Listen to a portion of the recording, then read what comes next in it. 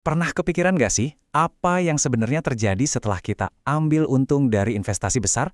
Hari ini, kita bakal bongkar strategi yang kelihatannya biasa ini dari sudut pandang yang, wah, mungkin belum pernah Anda dengar sebelumnya. Yuk kita mulai. Coba bayangin momen itu. Setelah bertahun-tahun nunggu, akhirnya kejadian juga. Angka di layar portofolio Anda bersinar terang, angka yang bisa mengubah hidup, $1 juta.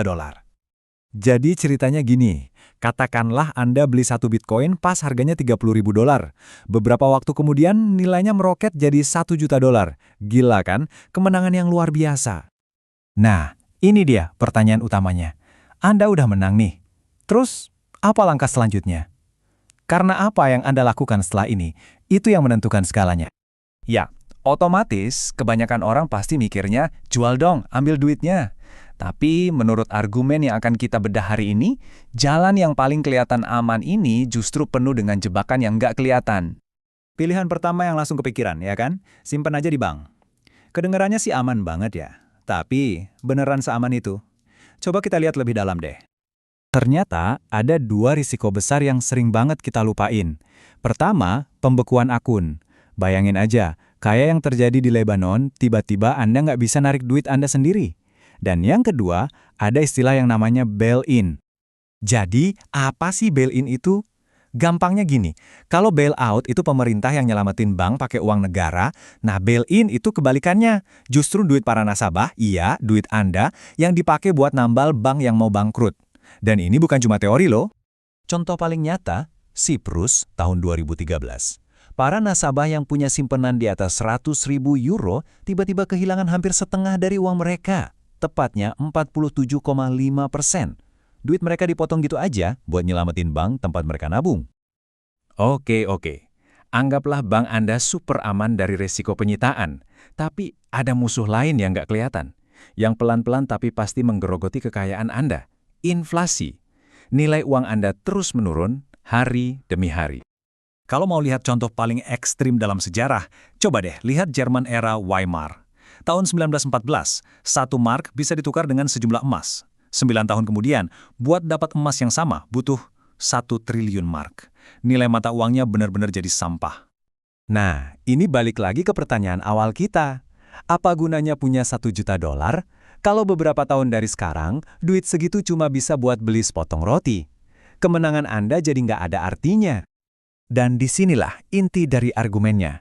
Masalahnya ternyata bukan di banknya, tapi di tindakan mencairkan keuntungan itu sendiri. Kita mungkin perlu mendefinisikan ulang apa sih arti untung itu? Poin utamanya ada di pertanyaan ini. Apa artinya ambil untung kalau yang Anda lakukan adalah menukar aset yang kuat menjadi aset yang lebih lemah?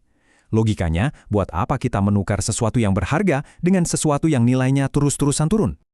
Biar gampang kita bedah dulu konsepnya. Aset kuat itu nilainya cenderung bertahan atau bahkan naik seiring waktu. Sebaliknya, aset lemah nilainya terus kegerus. Contoh gampangnya, dolar AS sering dianggap lebih kuat dibanding lira Turki yang terus-terusan anjlok. Biar makin kebayang, coba jawab ini deh. Kalau Anda punya dolar AS, kira-kira kapan waktu yang pas buat nukerin ke peso Argentina yang kita tahu nilainya anjlok terus? Jawabannya, ya nggak pernah kan?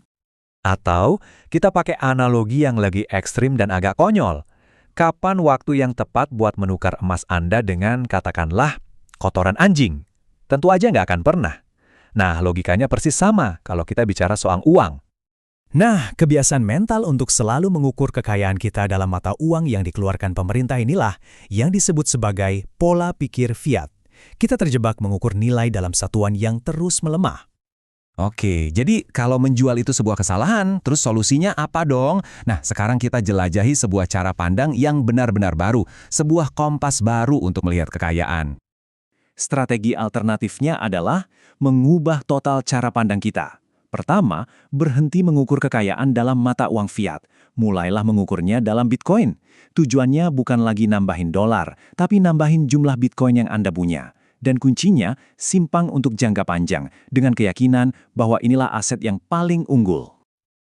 Eits, tapi tunggu dulu, ini bukan berarti Anda jadi nggak boleh belanja sama sekali ya. Poin pentingnya adalah memisahkan antara uang untuk kebutuhan sehari-hari dengan tabungan jangka panjang. Nah, tabungan inti inilah yang seharusnya disimpan dalam bentuk aset terkuat yang Anda percaya. Terus gimana kalau dibandingin sama aset fisik, kayak rumah atau tanah? Menurut argumen ini, aset-aset ini juga punya risikonya sendiri. Biaya renovasi rumah bisa jadi puluhan kali lipat saat hiperinflasi. Lahan pertanian bisa rentan dijarah kalau ada kekacauan sosial. Nah, disinilah Bitcoin dilihat sebagai aset yang super portable dan bisa dipindahkan kemana aja dalam sekejap, terutama di saat krisis. Semua ini pada akhirnya membawa kita ke satu pertanyaan yang sangat mendasar. Kalau mata uang pemerintah nilainya terus terkikis, lalu apa sebenarnya ukuran kekayaan kita yang sejati? Perspektif yang kita bahas hari ini menawarkan satu jawaban yang radikal, tapi mungkin pertanyaan itu sendirilah hal terpenting yang perlu kita renungkan.